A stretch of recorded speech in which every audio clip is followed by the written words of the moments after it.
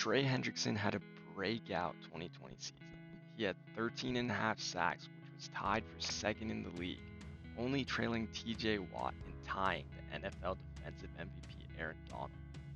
Despite elite levels of production, many fans and experts are doubting him, deeming him a one-season wonder. PFF has ranked him as the 68th best free agent this year and the 9th ranked entry. This is absolutely ridiculous. Today, I'm going to show you why the Cincinnati Bengals hit a home run, inking Trey Hendrickson to a 4-year deal at $15 million a year. Let's break it down. Whenever I first go to evaluate an edge player, I'm always looking at how he gets off the line of scrimmage. That's really going to set you up for success, right? If you're getting off slow, you're not really going to be able to attack that left tackle at all. So let's look at Hendrickson's get off. Let's see how well he's getting off the line of scrimmage. And let's just slow down the clip and look at it. And to me, that's really good. He's taking about a second to get off and attack that left tackle. And if you just compare him to the Saints left end here, you can tell how good his get off is. He's attacking that left tackle way before that left end's even reaching the right tackle right here for the Panthers. And in my opinion, that's really good. The next thing I'm really going to look at is his technique and hand usage. And to me, this is really where Hendrickson sets himself apart from other edge defenders. Clip here, Hendrickson really does a great job attacking the outside shoulder of Schofield.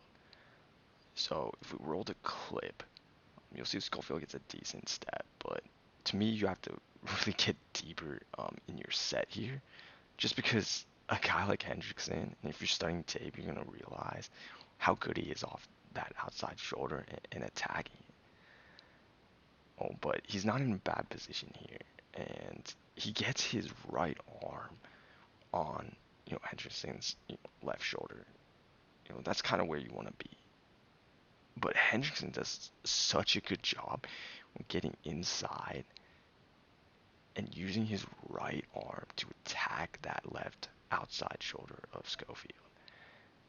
And in this still frame, you can kind of just appreciate the technique and the strength and the power that he uses.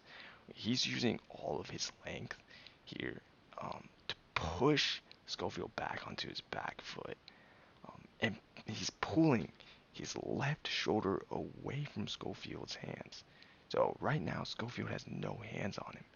He's pushed back. He doesn't have any momentum to try to impede Hendrickson at all, and it's almost like he's not even there. And this is going to be subtle, but to me, this is just finishing off a perfect pass rush rep. He takes that left shoulder that he's pulling back, and he swivels his hips, and he just punches through to explode towards Teddy. And Teddy Two Gloves is really going to feel that one in the morning. But to me, this is almost as perfect as it gets in terms of pass rush. And it's something I appreciate. If you love pass rush, you're really going to appreciate this play. Hendrickson does an amazing job swiping down at the hands of the left tackle. And with that great shoulder turn, he keeps his momentum towards the quarterback and just explodes towards him and makes the play. This clip, though, is going to set us up for how tackles get pressured by his great technique and his great hand usage. Specifically, we're going to look at his money game against the Kansas City Chiefs. This is my absolute favorite play of Trey Hendrickson's 2020 season. There's a couple moving parts and nuances that I really, really, really love in this play. So when we're breaking it down, you can tell the Kansas City Chiefs and Eric Fisher understand how good he is off the edge. You're going to see Fisher's first step here be really wide. He's getting really wide and deep so that he can get hands on Hendrickson and not allow him to attack that outside outside shoulder like he's so good at. What you're also going to notice is, well, they're going to motion this running back across to try to chip and help Fisher not get dominated, which he pretty much got dominated the whole game this game. But the one little nuance I love, and the thing that I think is the next level of elite edge play, is this little shoulder dip. This dip and rip that Hendrickson uses to avoid the running back and push Fisher's hand to the outside of his shoulder. If this running back gets in Hendrickson's rib cage, he's going to completely kill his momentum, and the likelihood of him getting Mahomes is going to be pretty low. But that little shoulder dip there allows him to completely avoid that running back.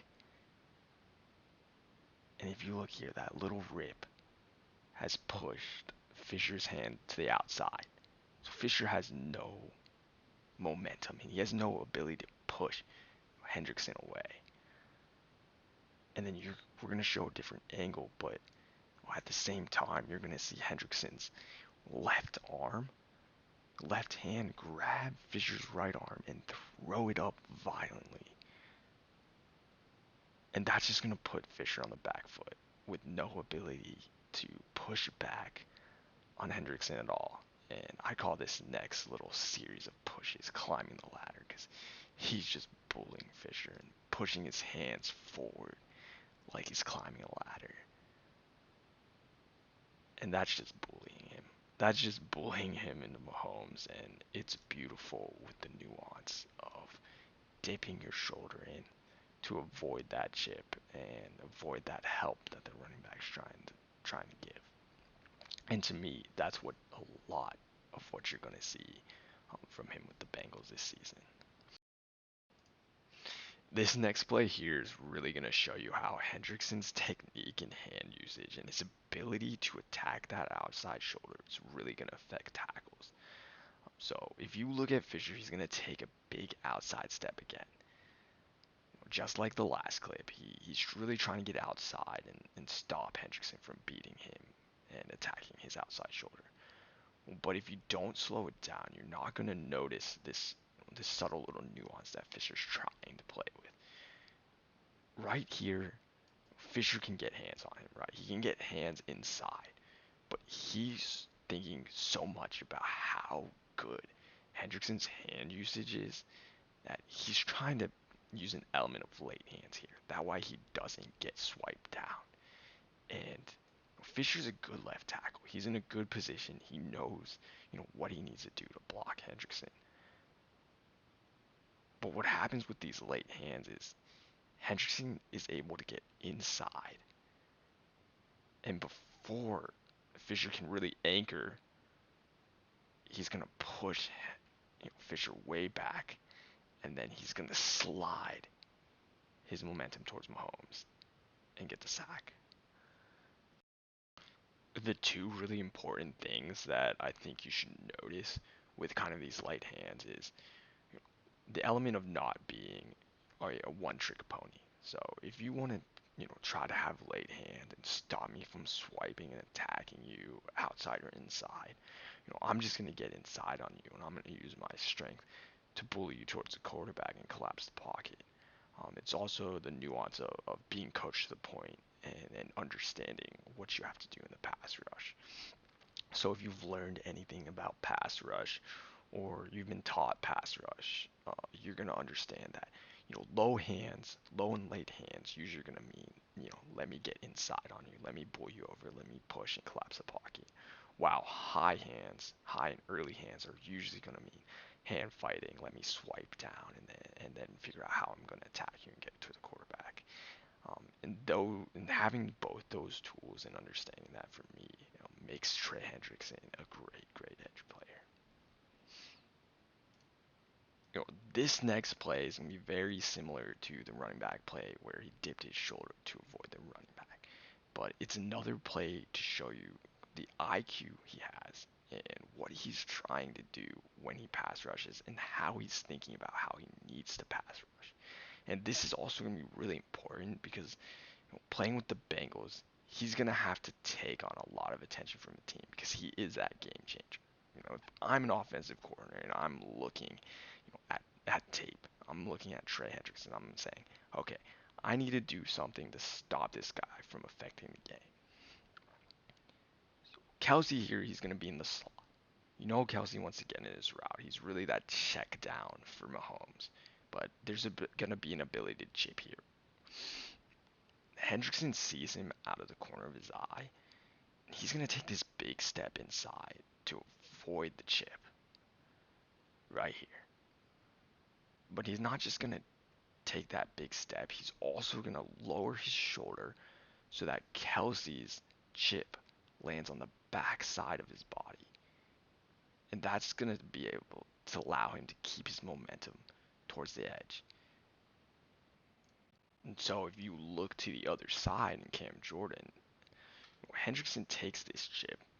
He sheds most of the momentum so that he doesn't have to be affected by it. And his get off is still pretty much as good as Cam Jordan on the other side. So just breaking down this move real quick. After taking the chip, Hendrickson uses this left arm. He gets it on the outside shoulder, and this is pretty much where he's beat. This is pretty much where Fisher is completely beat at this point. He grabs and pulls while swiping down with his right arm, blocking, that left arm of Fisher, and sliding his momentum towards Mahomes, exploding towards him, and getting the play, making that hit. So we've broken down the plays, the pass rush plays that really show how great his technique is and how good he is getting off the line of scrimmage and attacking tackles. The next thing I really want to show is his IQ. More of the little nuances of playing the position that I think is really, really great with Trey. So if you're going to look at this play, you're going to see the left tackle pull. So I call this play strong power toss because you're getting the tackle pulling and trying to really set the edge for this running back to make a play.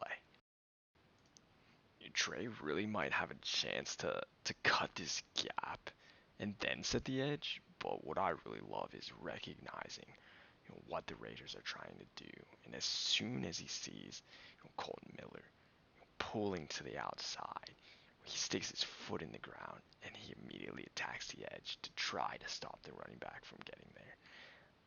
But that kind of recognition to me is really great, and it's also showing you how he studies film and how he understands, different plays that are going on and what plays are trying to attack him and the weaknesses in the defense.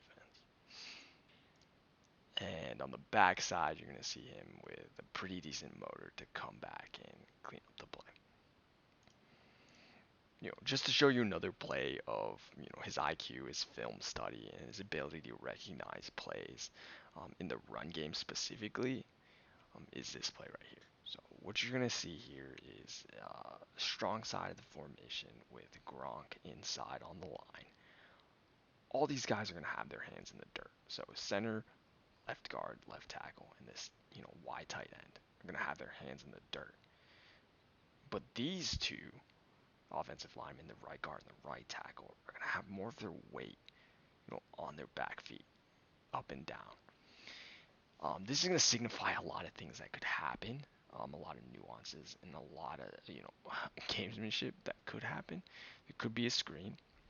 So there could be a screen to this right side, and these guys are going to, act like they're in a pass set and maybe chip and then, run out to the right side. It could be a delay. It could be a delay up the right side. So acting like it's a pass set, getting Cam Jordan to get vertical, and then allowing this right guard to climb up into the second level and have a lane for Fournette. And it could be a play action.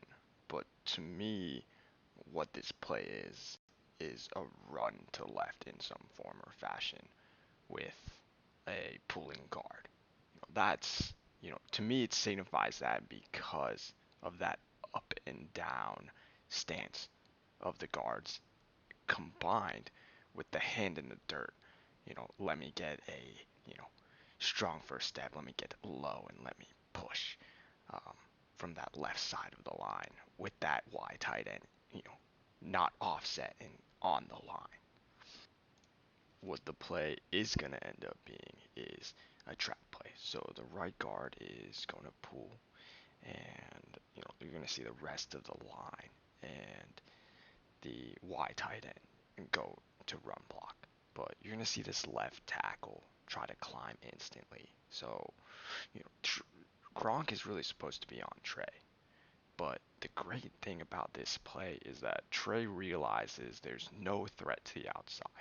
He has Lattimore to the outside, really trying to cover him, in case, Fournette's really able to, break the edge. But kind of in this shotgun, I really don't think there's too much of a threat for Fournette to, make a play and get out to the edge. And even if he does, Lattimore's going to be right there to tackle him. And, Trey recognizes this and he takes this big step inside immediately.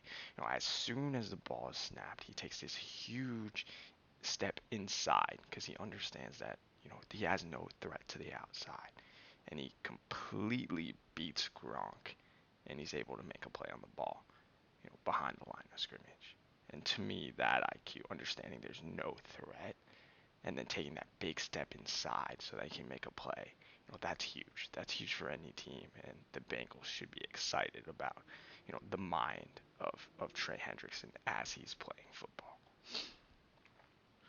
Well, after seeing the pass rush, the play recognition, and the IQ, other people might doubt and ask, oh, you know, but can he play in the run game? So let's go ahead and break down this play and break down his technique in the run game as well. What you're going to see Trey do, he's going to engage Gronk, but he's going to fully extend so Gronk's hands can't get in on him. He's going to keep his eyes in the backfield. He's going to shimmy, shimmy, shimmy. So he's going to just keep Gronk there. Gronk isn't really touching him. He's not a threat to push him anywhere. And then he's going to shed and make a play on the ball. So this is great technique. And for those who say, oh, Trey Hendrickson maybe can only pass rush. No, that's not true. He has great technique in run defense as well. And he really uses that length, as you see, to make plays. This last play I want to show you just personifies the kind of player that Trey Hendrickson is in terms of compete, just being a team player, and doing his job the best he can. This next play is going to be a wide zone to the strong side of formation. And Hendrickson's job here is obviously to set the edge and to really force the running back towards the strength of the formation so that his teammates can make a play. At the start of the play, he's going to engage the tackle, who's really in a wide tight end spot. And he's going to take on this double team with the left tackle, who is trying to push him towards the edge. But what I want you to notice is, as the play's developing, he's got a hold of this tackle. And, instead of, just setting the edge, he grabs him and he throws him to the ground. And I think this is really awesome. Not only does it show compete, not does only does it show, wanting to be nasty and dirty in the trenches, which is exactly what you want, but it also shows an understanding of, what the opponents are trying to do and the team aspect that's going through his mind. So this tackle in the wide tight end spot really wants to climb to the second level. You see him disengage and try to pass the block off to Donovan Smith, the left tackle. And instead of letting him get to that second level, instead of letting him get to his teammate, Trey says, no. I'm going to finish you. I'm going to finish you on the ground, and you're not going to touch my teammate. My teammate's going to get a chance to make a play on the ball if possible. And it's just that nastiness of the play, wanting to finish that guy on the ground, falling on top of him and making your presence known, making your will known to that opposing player, but also the team aspect of understanding what the opposing offense is trying to do, and then not allowing them to reach your teammate in the second level so that your teammate can make a play. To me, that team aspect is exactly what you want in a player. That mindset is exactly what you want. And the Bengals should be really, really excited that they have a player with that, and just to add to the culture of their team. After watching Hendrickson play, there's no doubt in my mind that he's going to be a dominant force for the Bengals, whether it be the run game, whether it be compete level, whether it be leadership in the locker room, and just wanting his teammates to be successful. There's nothing more that I can say or show you, and I can't wait to see what he does next season, and I can't wait to watch him play, because the more and more I studied film, the more and more I watched his technique and just the subtle things he did, the more and more of a fan I became of him. And I really do think that these experts and fans and people saying Trey Hendrickson's just a flash in the pan one season wonder don't understand the work and the compete and what he's had to do and the coaching he's had to receive to be the dominant player that he is now.